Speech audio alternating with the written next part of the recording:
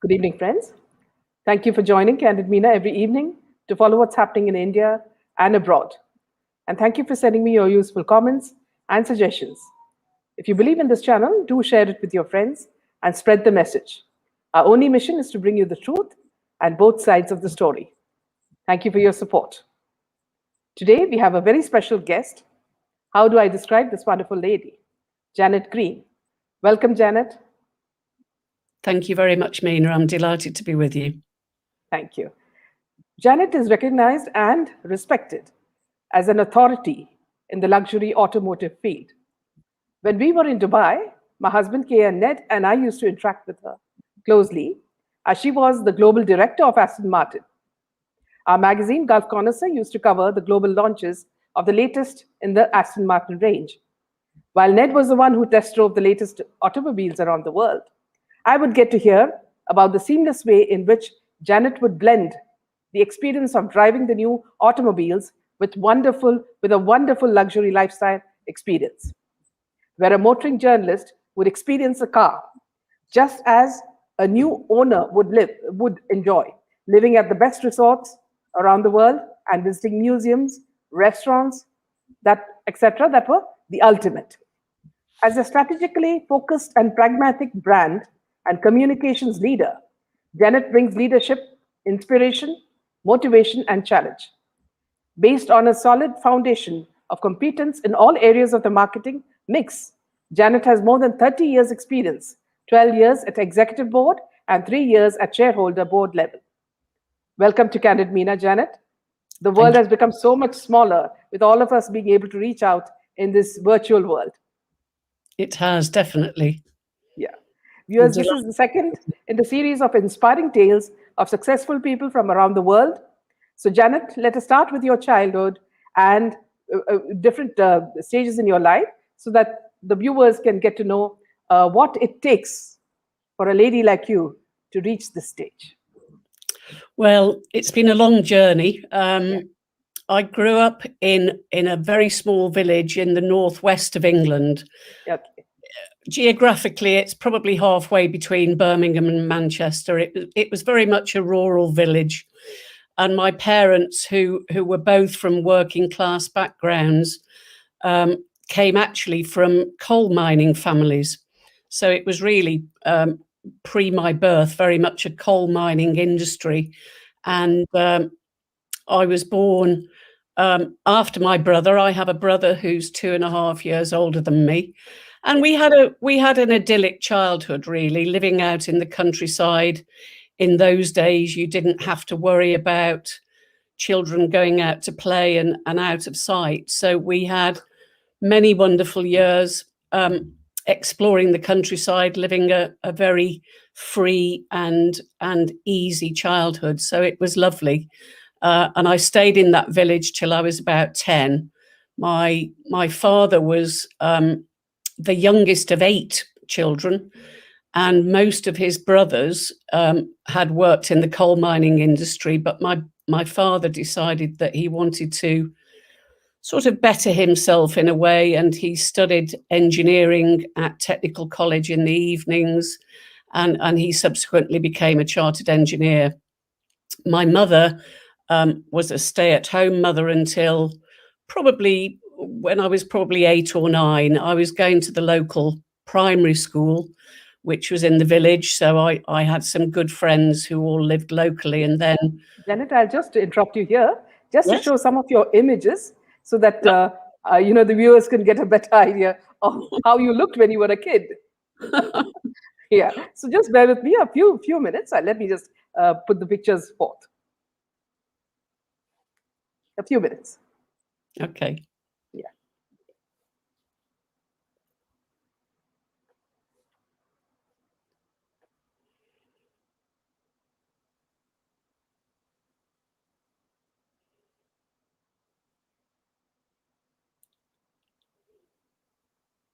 Just a second.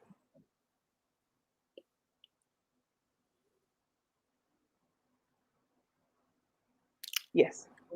So that's Janette with her brother, and we'll move on to the other images as well. Yes, Janette, could you tell us? The first picture is one of my jobs working for the pharmaceutical industry, in the pharmaceutical industry called Welcome. Yes.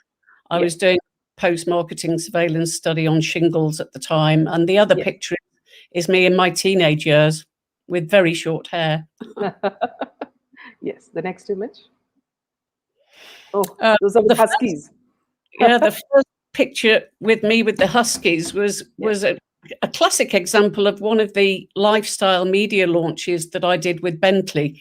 We took the Continental GT into Swedish Lapland, north of the Arctic Circle, and we made sure that we didn't just drive cars while we were there. So we were doing lots of other things as well. So that's me with the Huskies. And that's a lovely image of you in the car.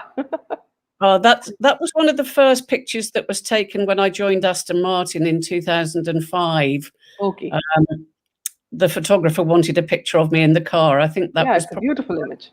one of the first pictures taken of me when I joined. Yeah. The next one. And the other, that's the Aston Martin DB6, which the company owned. Yeah. It used to belong to Paul McCartney. It was one of the few cars that the company owned. Yeah. The second picture below is, again, another lifestyle launch out in Spain, launching the Continental GT when we were out flying in Breitling jets, which gave everybody a bit of a thrill. Yeah, I've heard about that from Ned, and I used to hear about the people getting a little sick, and also the absolute thrill of the whole experience. Yes, they were a little bit like the Red Arrows. So yes, it was an experience, absolutely. Yeah. The third picture is of me with Amelia Fox, who's a British actress who actually featured in one of our brochures that I brought on board, again trying to have a lifestyle influence rather than purely automotive. Okay. Yeah, that's it. Yes. Let's get back. Yeah. Yes. So Janette, please continue with your story. So I stayed in the little village in North Staffordshire until I was about 10, and then my parents moved actually to the house that they live in now. Well, my mother's still alive. I lost my father just over a year ago. It's where I'm actually sitting at the moment with my mother, who's 91. So I juggle my time at the moment between looking after her and working. So yes, again, lovely rural village, lots of time for me as a child climbing trees and I was probably a tomboy, to be honest. So yes, it was good fun. Yeah. So who were the influences, Janette, in your life? Was it your father or was it your mother who really influenced you in your childhood? I think my father particularly was very focused on academic achievement, and I probably wasn't focused on academic achievement at all. My brother was extremely bright, and with him being older than me, he was sort of setting the standards by which I didn't reach. So I was really pushed quite a lot academically, which is why I went off to a private school when I was 7 till the age of 10, just as a day pupil. But that was really to try and encourage my academic skills. So what were your interests at that time? Well, I think I was probably more creative than academic. So art and sport, particularly. I started swimming from a very young age, and I used to compete in sort of local galas. I did work really hard between the age of 7 to 10, and I went to a lovely school that I really enjoyed. But in England, there was something called, when I was growing up, called the 11 plus, which is an exam which basically you had to pass before you could go to grammar school. And it was important that I could get into the grammar school. So I passed the 11 plus and subsequently went to the sister school that my brother went to the boys' school. So I then had another 7 years of studying. But I think I was really, as I say, more focused on the creative side, sport particularly, but also music. Music was my passion. I used to play the piano. I think my father's dream was that I would be a piano teacher, but I didn't love it that much. Yeah. So I didn't do brilliantly at school. I think my teachers were a little frustrated that I didn't work as hard as I probably could have done or should have done.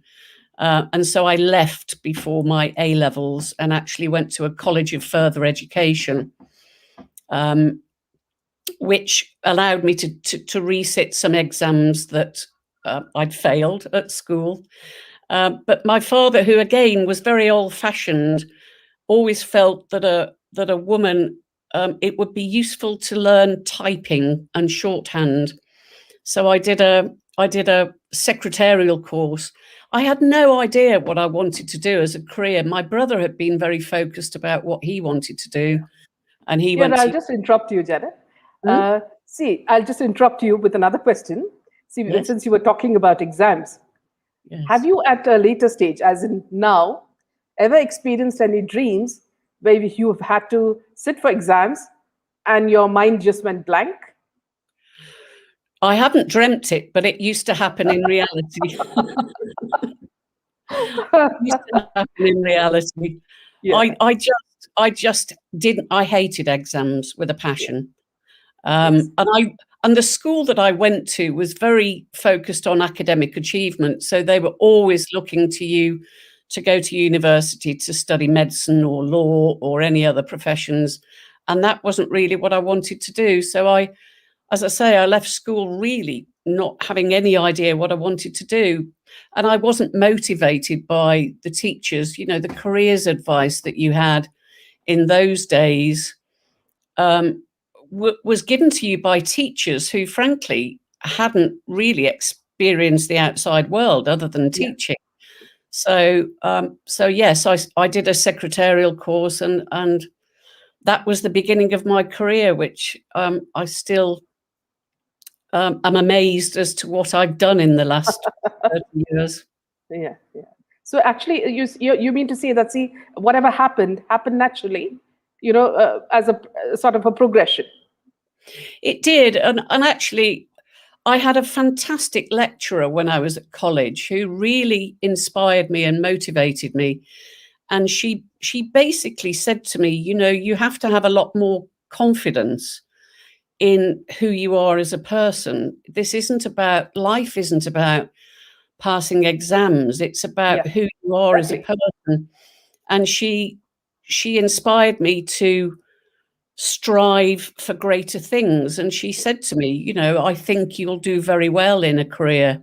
And that gave me the confidence to believe that I could, really. That was the first inspiration that I had. I remember, Janet, because when I was a kid, my elder brothers were very good at maths and science. And Yeah. I was not particularly good in maths in the sense that I liked trigonometry and geometry, but I hated arithmetic. Yes. So whenever I sort of got less marks, people used to make fun of me, saying that, "See, you're not intelligent." Yeah. Whereas I was very good in the arts field, in English language and every Mm, other subject. So mm, that gives you a sort of a phobia because they actually judge you, whether you're intelligent on the basis of certain subjects in India. I'm not talking about perhaps in England it might be different, but right. that's how I grew up. And then later I realized that it's absolutely nonsense because Yes. later I did teach at a certain point, and I made sure that no children who were studying under me would ever have to suffer that sort of phobia because Mm. every subject is important, and children tend to lean to different sides according to their interests. I agree. And, it's a good job that there are very different people in the world who do a variety of jobs because Yeah. everybody adds value. But Yes. if you don't have that encouragement and motivation, I I left school being told basically by my teachers that I would be a complete failure in life, which which many years later I was asked to go back and speak to the students, but I declined. I think my track record had probably justified some of the achievements that I still am amazed I've achieved. But yes, I've just been very lucky to have been motivated by a lot of people over the Yes. years. And now I think, Janet, the education system has also changed. I mean, with so many subjects being available and people not looking down at any subject. So it could be photography, it could be arts, it could be any field, dancing, music. Yep. Yes. And I think when I was growing up, it was unusual not to go to university. You know, there was a very high proportion of students who went off to university, and I had no aspiration to go whatsoever. My brother had already gone away to university. He was studying medicine. He knew exactly what he wanted to do, but I just really didn't know. And therefore, university didn't give me any appeal whatsoever. Okay, Janet. So when you moved on to your job, what was the experience that you had when you first started working? What was the atmosphere kind, and any anecdotes that you could tell us? Well, I really enjoyed work from the very beginning. My first job was as a private secretary to one of the directors of an automotive component company. And again, I had a boss who encouraged me to progress further. And I was very lucky in the part of the country that I was living, because I lived very close, 20 miles away from the Rolls-Royce and Bentley factory. And so you were destined to become a part of them. Yes. So I applied for a secretarial role there in 1985, having worked at the automotive component company for probably 3 or 4 years. And I got the job, and I stayed with Rolls-Royce and Bentley. It was one company at the time. I know that they're two very separate companies, but they were run by the same parent company, Vickers PLC, who owned both brands. And I stayed with them for 6 years. But in that period of time, I progressed from private secretary through to press officer and then public relations manager. Yeah. So I really, really enjoyed it. I found, and again, this comes back to a comparison with academic achievement and what I would call common sense. I felt that I had a lot of common sense, and to work in public relations and communications generally, you know, one of the strong assets that you need as a person is to have common sense. And so for the first time in my life, really, I found that I was achieving things and being encouraged to grow and expand my experience.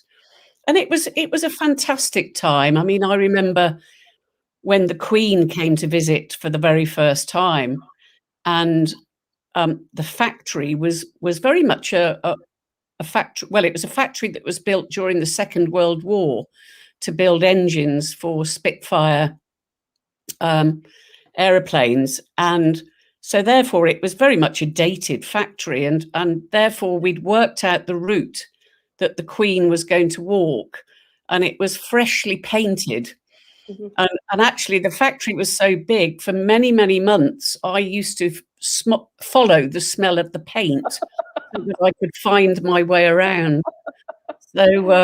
So yes, they were really, really interesting times and very enjoyable. I loved everything I did at that time. Yeah.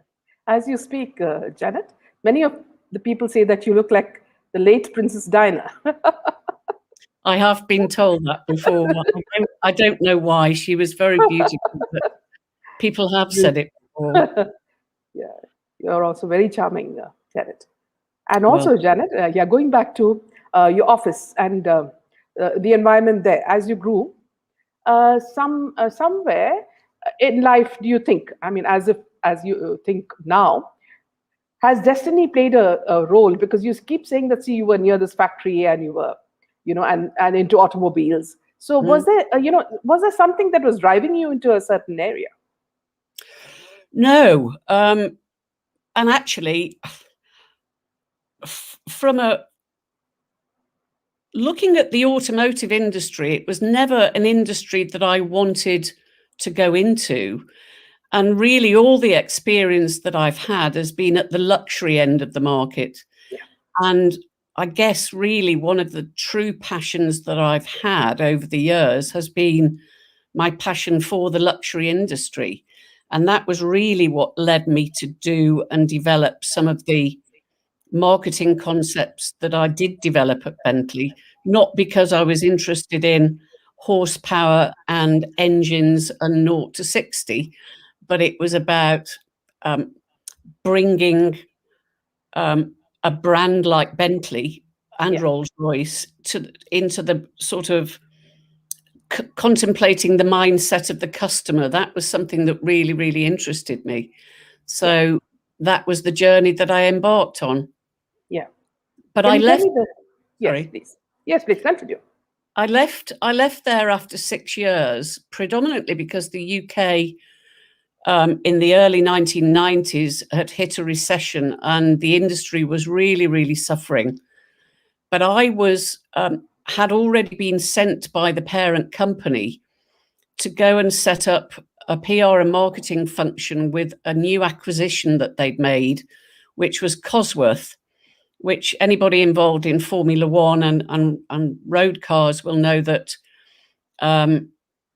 Cosworth were renowned for building superb engines. And so actually because I'd always had an interest in working for myself and moving out of the corporate world, I decided to take voluntary redundancy from Rolls-Royce and Bentley and actually negotiated an ongoing contract with Cosworth. And then over the following 4 years, I had a number of clients in a completely wide breadth of interests, anything from the nuclear power industry, the pharmaceutical industry. I did actually work for Aston Martin for a year during that time. I did do some product launches for Ford Motor Company, and I worked for the National Health Service as well. So in that 4 years, I really got so much experience. I mean, I always believe that you never in life stop learning. Yeah. And I just felt that I packed in so much experience in that period of time. And then I was actually headhunted to go back to Rolls-Royce and Bentley after that 4 years. Okay. So I went back, and during that time I'd got married and had my daughter. So it gave me some stability to go back into a corporate life for a period of time. Yeah, let me ask you a question, Janet. Can you tell me the challenges that you faced when you started your job in Bentley in 2002? The luxury industry was at its initial stages, and Bentley was taken over by the Audi Group, and the new model was with I-Test technology. Continental GT was about to be launched. How Yes. did you visualize and execute your marketing strategy so well? Well, one of my key task at the time was to prepare the ground for the launch of Continental GT. It was the first car to be launched under the Volkswagen Group ownership. It was a car that was definitely going to appeal to a much younger audience and also potentially to a female audience. And the automotive industry globally at that time was very much focused on only dealing with the automotive media. You know, it was about road tests, it was about TV programs that tested cars. But my philosophy was the fact that to appeal to a much broader arena from a media perspective, I needed to attract lifestyle and luxury consumer media to educate them about Bentley. I mean, a lot of people didn't know much about Bentley at all. And of course, we'd lived in the shadow of Rolls-Royce for many years. And in particularly in some key markets around the world, many people thought it was the same brand. So the job on a global stage was clearly the need to educate people about the history of Bentley, the Bentley boys at Le Mans, And so I was very fortunate. I spent a lot of time in London at that time, getting to know the lifestyle media. And that was at a time when I first met you, actually, because I was given responsibility for the UK and the Middle East region, which included India and a few other parts of the world. Yeah. And therefore, that was when I started establishing really strong relationships with journalists who were non-automotive, because, and that's actually when we launched Continental GT, we actually did 3 separate launches, one for the automotive media, one for business and corporate media, and one for lifestyle media, because it was really important to help those journalists understand and be in the mindset of the customer. So it was very enjoyable, because I'd got 3 different target audiences to work with, and we were probably the first brand to do that, and I know a lot of other people followed suit. Yeah. So Yeah, could you tell me, Janet? yes, and it worked. Yeah. Yes. Could you tell me, Janet? See, you've done it so seamlessly. So the whole experience, I'm sure you worked on it for a long time before these trips were planned. And I remember, Ned used to tell me just how well it was planned, and everything right up to the tastes of the media, the culinary, items that they have and they don't have. Everything was, looked at with so much of detail. So could you just tell us a little bit about that experience? Well, I think one of the key things that I particularly focused on at the time, which was really important to me, was trying to give a journalist a money can't buy experience. And I mean that in the sense that I didn't work with huge budgets. I wasn't an Audi. I wasn't a Volkswagen. I had relatively small budgets, but that I didn't mind that. And I've always lived with very small budgets, because I believe that what that ensured is that you kept your creativity. You'd got to do things that were thinking outside the box. Yes. Anybody can go and take a number of rooms in a 5, 6, 7-star hotel. But if you create an experience where, acknowledging that many journalists are spending, 80, 90% of their time traveling for different manufacturers, I wanted to leave people with an experience that they would remember. Yes. And it worked, fortunately. I think I certainly can look back on my career and think I've been very lucky to have done some of the things that I've done and experienced, because they were very special. Yes. And out of that, the added bonus is that many of those journalists, as you know, they start off as a business relationship, but many of you have become good friends as well over the years. Absolutely. And that's been really important. Yes, absolutely. Then from Bentley, you went on to Aston Martin, which again is a luxury icon because of its James Bond connection. But in terms of market share, it was a sort of a beginner in the field. Your challenges and achievements here, can you share that with us? Yes, I mean, it was a completely out of the blue phone call that I got one day that asked me if I wanted to join the board of Aston Martin. And whilst I was really happy at Bentley, I felt that I'd achieved everything I wanted to achieve there. And obviously there was a greater challenge for Aston Martin, because they'd got new products coming to market that would equally challenge me in what I needed to do from a marketing and communications perspective. I think from the very first phone call to when I actually joined Aston Martin was 3 weeks.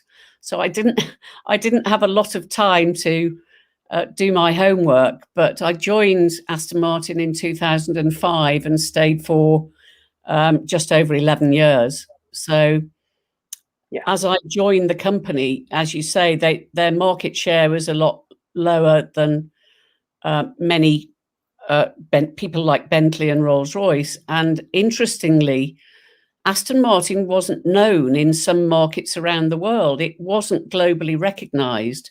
The only people that really associated with Aston Martin was James Bond But I also learnt at the time that James Bond itself hadn't been acknowledged globally, which I found completely baffling. I just thought it was, everybody about James Bond.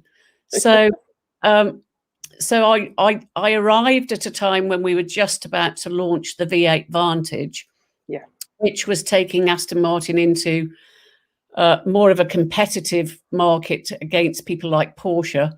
So there was a big job to do, and a much smaller team to do it with. But everything that I'd learned at Bentley, and I was told at the time, really everything that I'd achieved at Bentley was the reason that I'd been headhunted for that job in any event. So I hit the deck running, so to speak. I knew what I was doing. I had a good team, and yes, I mean, we launched many new cars in the period of time I was there, and of course, I was also involved in the last 4 of the James Bond films. So Yeah, I was just going to ask you that. Can you give us some, the incidents about the stunt shooting of James Bond? I mean, I was very lucky to go out on location and take journalists to experience some of the filming. It was an industry that I was not familiar with. I learned a lot about the film industry, and actually, I've subsequently carried on working in the film industry since I left. Yes. But it was really, it was a lovely experience, but hard work, because again, we didn't have huge budgets. Many sponsors of the James Bond film contribute financially to the film, but everything that we did, we had to do as PR activity. We hadn't got huge budgets to spend on advertising, so we had to leverage as much as possible the presence in the film.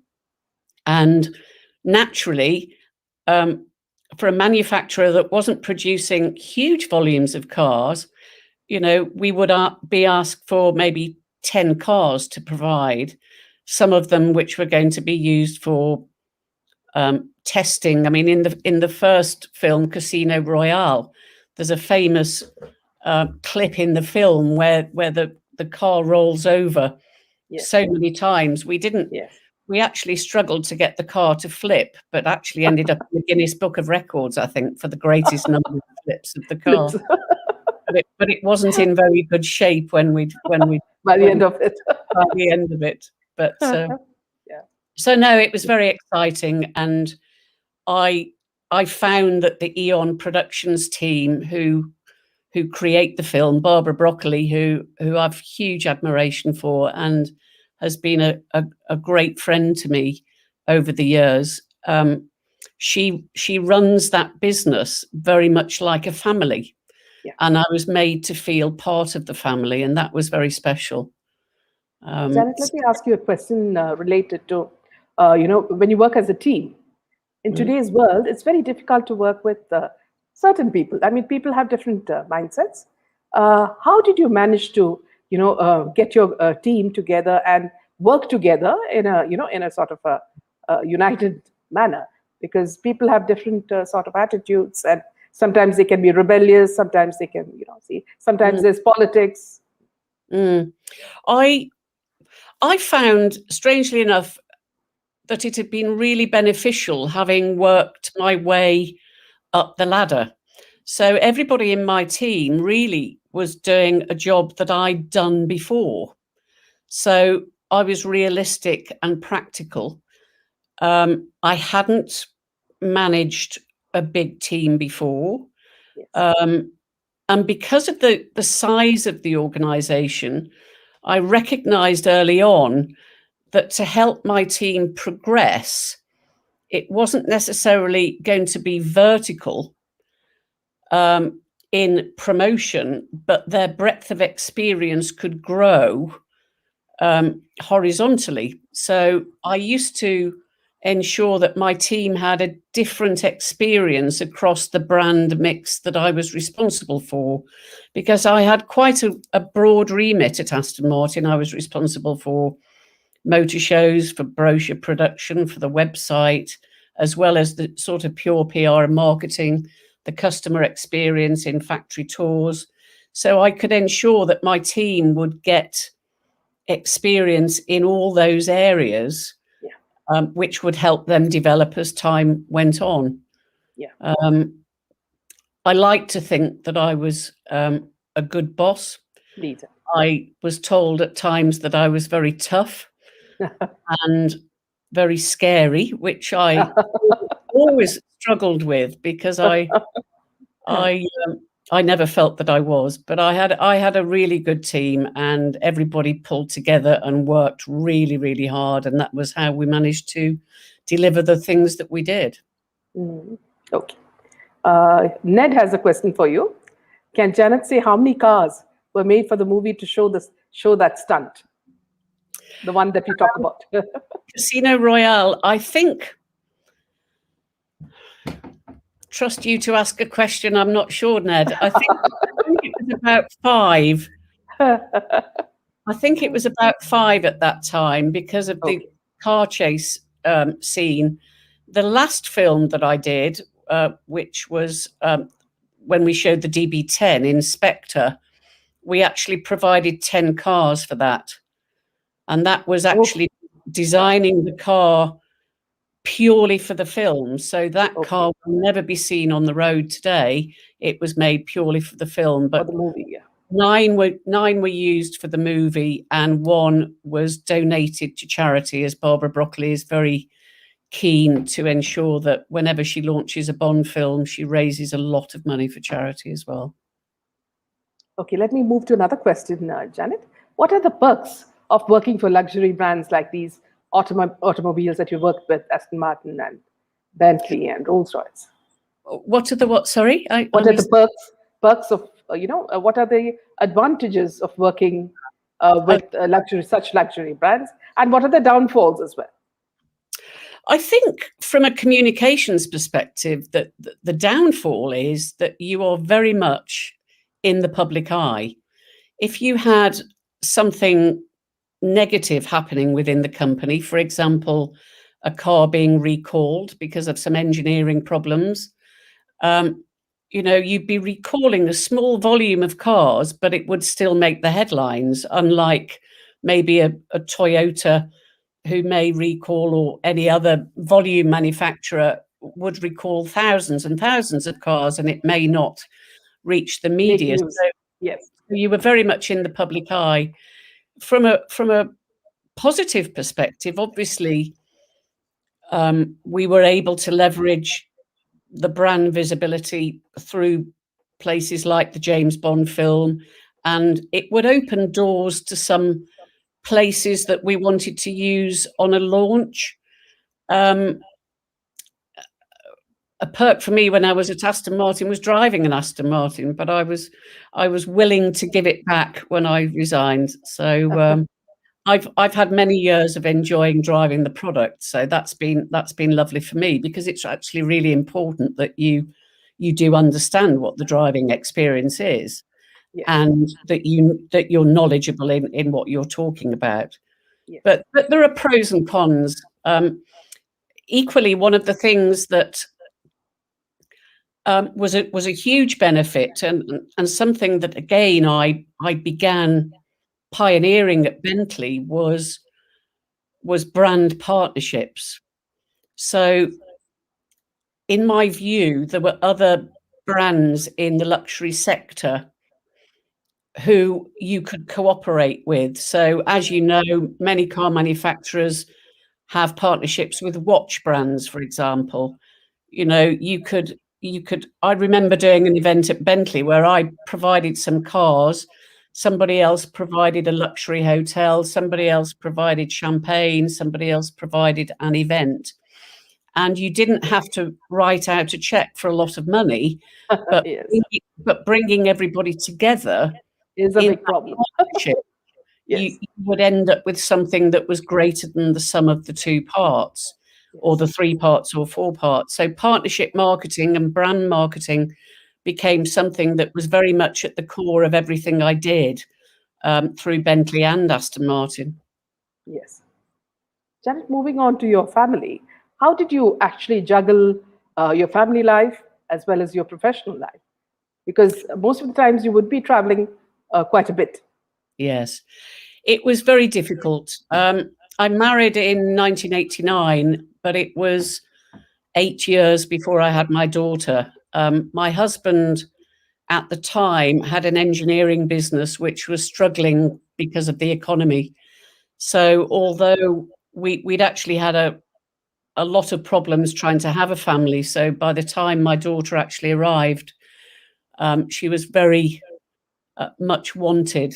But my maternity leave at Bentley was only 14 weeks. Yes. And so I worked up until 2 weeks before she was born and moved house, which was rather a silly thing to do.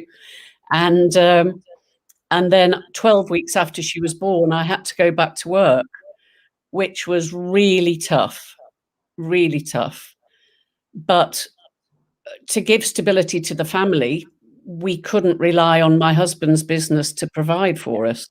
So in the end, we had a role reversal, really. I was doing a lot of traveling. My daughter loved all the gifts I brought from far places, boomerangs from Sydney and all sorts of things. But we still had a very close relationship, which was lovely. But it was probably not conventional. Yeah.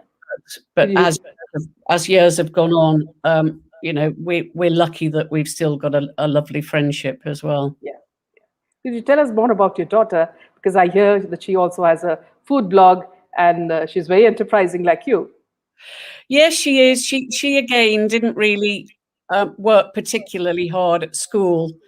I'd actually separated from my husband when she was about 9, which actually didn't have a huge impact on her life because I was away during the week most of the time in any event, and I would come home at weekends. So when I separated from her father, she would come to me at weekends. So we had quality time, and she was very, very focused on natural history, animals. She was very talented in art. She was a talented singer. She used to sing in a children's choir, but she wasn't really focused on academic achievement either.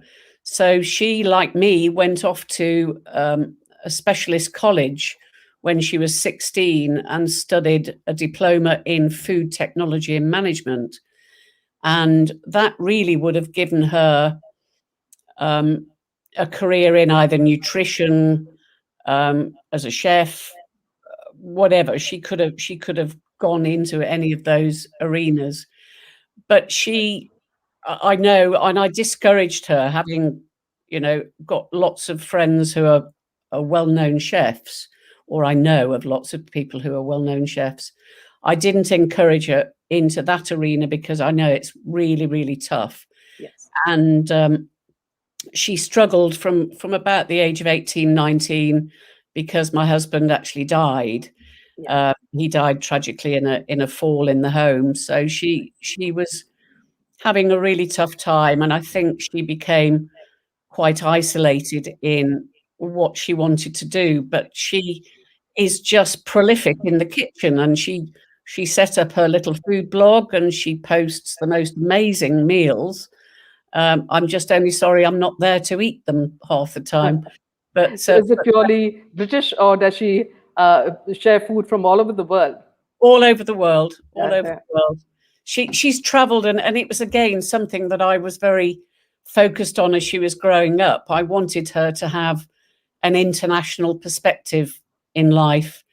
I didn't take her to many places on business, but I did take her to Dubai several times.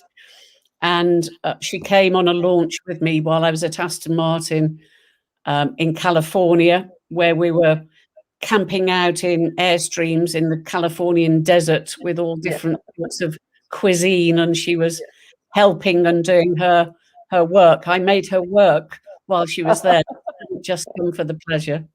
Yeah. Does she also enjoy driving like you? She does. She doesn't drive at the moment, but she as soon as she started, she was 17, she started driving, and I could see that she had very much traits of her mother, should I say. She always thought when I was small that I was a racing driver because she'd seen a picture of me in a racing suit. And so whenever we went out as a family in the car, she used to stop my husband from driving quickly. And she used to say, only mummy can drive fast because she's a racing driver. Janet, while on this, do tell us, like, see, when you have media, a trip to any of the places, whether it's Spain or France or wherever, you are actually getting journalists from all over the world, from Yes. different cultures. Yes. What are the what are the difficulties that you faced, trying to make everything go smooth? It's a candid question. Well, it was really interesting. It brings one activity back to me very clearly when, I mean, obviously over recent years, the relationship from the West with China has grown enormously. But when I was at Bentley, I had a group of Chinese journalists over, all of whom were visiting the UK for the first time. Okay.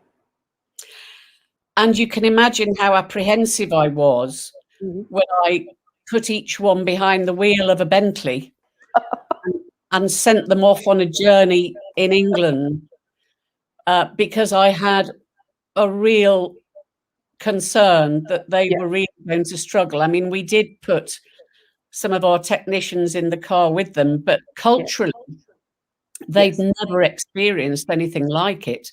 So we took them into London and we went to a wonderful restaurant, and it was obviously the first time that they'd eaten Western food. So it was probably a launch where I held my breath more than I normally would. And also, like, see, the cars that you have, that you market are all very high-end cars and very expensive. Have you ever feared the fact that, see, certain journalists can't drive as well, as you would expect them to, and again, you've had a heart attack looking at them? I've had a few moments. I remember a Russian journalist coming to drive Aston Martins, and it was unusual. We were actually doing the launch in the UK, and he was driving far faster than he should have done, and the car didn't survive. He fortunately survived, okay, but we got a phone call from a very irate Range Rover driver who had a near head-on collision with him because he forgot which side of the road to drive on country lanes. So yes, we had to ensure on a serious level, we had to ensure that our health and safety processes were in place, because you're putting people behind the wheel of very quick, fast cars. I remember, Janet, because Ned used to tell me that sometimes, he would have a co-driver with him, and, sometimes they didn't know, they would just go at a pace that's very fast. I mean, they don't realize the speed of the car, and they would go so fast that, he would hold his breath. And then he would say, wherever they stop, he would say, let me take over, that sort of fear. Yes, and that's happened naturally because of the size of the company. We didn't have the ability to put just one person in the car with a technician. And actually, on a lot of press launches, it's often two people in a car because one is navigating while the other is driving. But you have to really give a good, strong safety briefing before anybody goes out in the car. It's important because, as you say, these cars are fast. In your journey, Janet, in all these years, see, what are the obstacles that you've faced that, as a woman, I'm not talking about as a person, but as a woman, what are the obstacles that you faced and how did you overcome them? It was interesting that I became very aware of that when I was at Bentley. many years ago. I remember when I was expecting my daughter that when I went to the HR department, they had no idea what the maternity entitlement was for a manager. I was probably one of the very few female managers in the organization, and the lack of flexibility that probably existed during those days in terms of your working hours, and because it was a manufacturing facility, I had to be at work for 8 o'clock in the morning, which is very early when you're trying to get up a 3-month-old baby and go to work. So there were some challenges there, although it definitely improved with the business over the years when I went back the second time. I remember when I first joined Aston Martin, and the PR manager said to me, "We want to put out a press release about your appointment. Do you realize that you're the first female board member that we've ever had?" And I was rather indignant, actually, because I felt that it wasn't about who I was as a woman. Yeah. It was the fact that I was qualified to do the job, whether I was a male or female. Yes. And so I refused to let that be said in the press release. It was about my competence as a job. I did struggle with some parts of the world where they may not have expected to see a woman in a high profile role within the car industry. And in fact, probably about 18 months before I left Aston Martin, my then new CEO, who joined the company from Nissan, he actually said to me, "Why have you not promoted yourself on the global stage more as one of the highest profile women in the car industry?" And I said, "Because it's not important to me. It's not important to me. I'm focused on what's doing best for Aston Martin, not Janette Green. I'm here to do a job, not to use it as a self-promotion." Yes. And that agreeing to do this with you today is very unusual for me, and it's testament to the relationship that we have. Yeah. I'll do what's best for the business, but I've never been into the self-promotion. And as a woman, it was at times challenging to be that lone voice. Yes. And I found, actually, and I was told latterly when I sat on the shareholder board at Aston Martin and the executive board, that I was probably more open about business decisions that I thought were wrong. I was not prepared to be silent, and I felt that I had to have a voice. And that didn't necessarily always go down well, but that's what I did because I felt it was right. Janette, see, you've been traveling far and wide. Which are the countries where you feel that the rules were easier, to go through, and also the roads were excellent, So it was like a breeze. The assignment was like a breeze for you. Which were the countries that you really, loved? One of the highlights that I had at Bentley was doing a launch in South Africa. It was the first time that any manufacturer had ever been there, I think, to do a press launch. We went to Cape Town and we drove Bentley Arnage around the garden route of South Africa. That was really special because the roads were amazing. Beautiful. Whilst the distance was a long way to travel, there wasn't a time difference, so that worked really well. We also had a fantastic access to the Killarney race circuit, which was at the foot of Table Mountain. So that was very special. Again, we were doing these launches at very low budget compared with other manufacturers, but again, creating a lifestyle event that people would remember.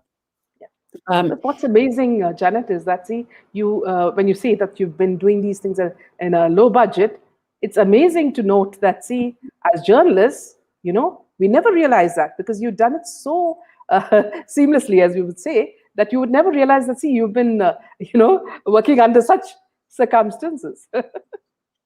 Well, again, some of that comes back to the brand partnerships that we have, and also working very closely with people as our suppliers. And, we took the same photographers with us everywhere. We took the same film crew. Yes, they were excellent. It was important to have an extended team who knew exactly what I wanted out of a launch and were prepared to, in a way, contribute to, making sure that event was very special. Back to countries, America has obviously given us great roads over the years, because you've got such, a wide span of wide open roads. And as I say, the launch that I did in the Anzo Borrego Desert was particularly special. But we got to know very good places in Spain, in the south of France, Italy. We've managed, and we've equally done some good ride and drive programs in Dubai. Okay. One of the things that I did both at Bentley and Aston Martin was create, in effect, a female advisory board where I would take people from different parts of the world in the media who became influencers for us and ambassadors for the brands. And it was really important to engage with that female audience because we were creating cars that would be more attractive to women to drive. And therefore, I would always make sure that we could create a female friendly without it being, I'm not suggesting it's sexist in any way. It was just appealing. Here, I must ask you a question. Yes. I remember when I was in Dubai, the manufacturers used to say that sometimes, the Arab women would actually show a shade of nail polish and say that they want the interiors in that color. Is that true? I think there is some truth in it. We had the same story at Bentley as well. Yeah. And that there have been customers over the years who want to try and describe the color of the car that they want, but we didn't have it as a particular color. And we have known a bottle of nail varnish to be shown as I'd like it like this. Yeah. Okay. Janette, see, at the moment, which are the brands that you're associated with, and what are you working on now? Well, I left Aston Martin about 5 years ago. For the first time in my life, in my career, I wasn't happy. I'd been promoted to the position of chief of staff to the CEO, and it was a job that was in theory his deputy and to be his key advisor. But I didn't really enjoy that job as much as I did the sort of pure brand communications and marketing. And I really, to be honest, didn't agree with the direction that the company was going in. Yes. So it was a very difficult decision to walk away from such a high profile role, but I felt absolutely comfortable doing it because, as I say, I wasn't happy. And I also felt that personally, I still felt that I'd got a lot to give and a lot to contribute. So I left in 2006, and I instantly started consulting with a number of companies, one of which was Rolex watches. I carried on doing some work for Eon Productions in product placement for a film that wasn't a James Bond film, but it was another film that they were doing. So I did some of that. I've been consulting with a couple of other sort of smaller luxury organizations. And then I was approached probably 2.5 years ago by my by my ex-CEO, Dr. Ulrich Betz, who was the CEO at Aston Martin. Yes. And he approached me to join some of my former Q80 shareholders from Aston Martin in a new project, which is relaunching the car brand, which has lain dormant for many, many years, called Bizzarini. Okay. So I've been working behind the scenes on that project for, as I say, about 2.5 years. We It's a announced the very Italian name, isn't it? Sorry? It's a very Italian name, Bizzarini. Yes, it's Italian. It was founded by a man called Giotto Bizzarini, who's still alive today. He's Okay. 95 and still with us. Okay. Although his name isn't well known outside of the industry, he was famous for developing and engineering the Ferrari GTO. Okay. He developed an engine for Lamborghini, so he'd got huge amounts of engineering experience, probably one of the greatest automotive engineers of his time. And he then launched his own business. And Bizzarini existed in the early 1960s. Not many cars were built, and it's lain dormant for many years, but we're reviving the mark. We're relaunching with the revival series, which will come at the end of this year, early next year. So that's keeping me busy, but I'm still also doing other things as well. Yeah, you're doing plenty of things, Janet. I noticed because even on Facebook, I see your mother and how you take care of her. So it's beautiful. I mean, you're fulfilling your role in every way. Could you just tell us, Janet, your relationship with your mother? I've got a very, very good relationship with my mother. It's terrible that she's reached 91 and has all her, as we would say in the UK, she has all her marbles. Her mind is there. Her mind is very active, but her body is not good. So she has to have care every day. But I tend to spend as much time as I can with her, and she lives not too far from my daughter, because I actually live 120 miles away, much closer to London now. Okay. So I travel to see my mother, but I'm also doing another project which is close to my heart, which is involving mental health, which is important to me because of people I know, and it's a project I'm working on a new business startup.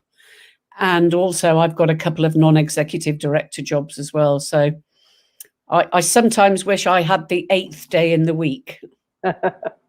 Janet, how does a typical day in your life go when you're not working and when you're relaxed? How does a typical day go in your life? Well, I think having spent so many years getting up at 5:30 in the morning, I must admit I'm still a morning person. So sadly, even on days that I'm not working, I tend to wake at that time, and that's when I'm probably most productive. Yeah. My downtime, I have to confess, in the last 18 months or so, hasn't been as much as it should be, because my shareholders on the Bizzarini project are based in Kuwait, and therefore I have the Middle Eastern weekend, which is Friday and Saturday. Yeah. But obviously I'm still dealing with people on Fridays, but I'm working back again on Sunday. But when I'm not working, my passion is photography, actually. Okay. I love photography. I vow that I will go out for a walk every day to take some photographs, which doesn't happen very often.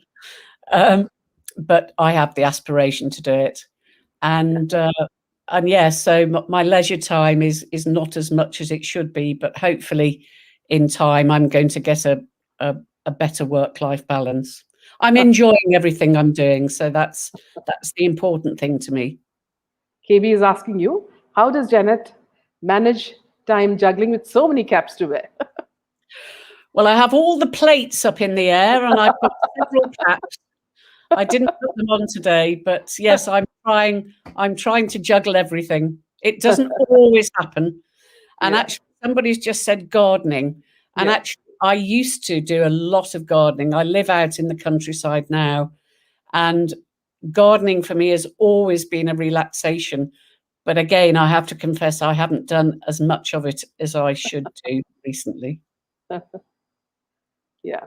Also, Janet, in the present era, talking about youngsters, when they enter into fields like yours, they face a lot of competition and a lot of politics. And sometimes they can't handle it and they usually leave their jobs. What is your advice to such people, youngsters? Thank you for asking me that question, actually, Mina, because it's something that I felt particularly passionate about, predominantly because of my career path. I didn't go to university. I didn't know what I wanted to do. I've just been very lucky to have found something that I really enjoyed doing. But certainly in the UK, the trend has changed over the years, where a lot of people, when I was young, a lot of people went to university, and then it became it wasn't the driver for a lot of people. But there's now still very much a focus for people to go to university. And I feel that I've been so lucky over the years to have had CEOs at Bentley and at Aston Martin who have mentored me and helped me to grow. And I really felt that I've grown in every job that I've done. So now I choose to mentor the next generation. So I have a couple of people that I've mentored over a number of years who I try and give guidance and some of my wisdom from my many years in my career, to try and just be that sounding board for advice, because I think some people can go off to university and do degrees in subjects that they probably find won't lead them to naturally to a specific career path. And I think that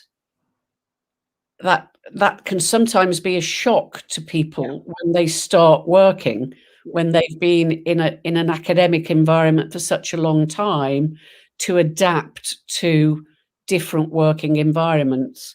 And I think it's important to try and help those people channel some of the direction that they should go in, as I understand them more and more. Yeah. Ned has a question for you. He says, you seem to have a fascination for railway stations for photography. Any particular reason? Ned, that's just because I always turn up early for my train when I'm going to London. And I think it's quite topical to take a picture. And then when I get into London, I always became fascinated by the graffiti that was on the walls. Yeah. So that was a challenge at the speed of the train to see if I could capture the graffiti. Yes. Janet, what about your trip to India? Can you mention something that you did when you came to India, something about that, the experience? Yes, it was my first trip to India. I went to Mumbai while I was with Aston Martin, and it was because we were opening our first dealership there. We had dealerships in Bentley dealerships in India, but I never had the opportunity to travel. And as you know, from the collaborations that I've had over the years, that I have a particular friend in Nita Lula, the fashion designer in India. Yes. And she was willing to collaborate with us on media activity to announce the opening of the dealership. Yes. And it was the most fascinating experience. Fascinating, probably one of the most memorable trips for me, because I felt that I was very privileged to be there to represent Aston Martin, but also to understand more of the culture of India. And it's a country that I vowed, and I've spoken to Zell Ali many times about wanting to spend more time in India. It's something that I really want to come and spend time with us. On a personal level, I really want to do it. It's a special place for me. Yeah. Janet, also, just like one last question, because we've reached our closing time. So just one last question. You've lived a very sort of a fulfilling life. There have been, obstacles on the way. What is the motto that you follow, that you continue to follow, which is, which makes you go somewhat right? That's an easy one to answer. I've said it for many, many years. And my motto in life is I treat people as I would like to be treated myself. with integrity, with honesty, with openness, Humility. Yes. humility. Yeah. Yes, absolutely.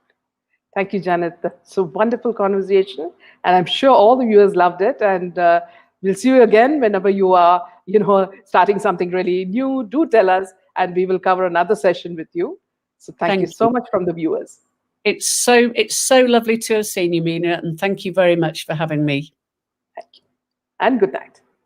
Good night. Good night.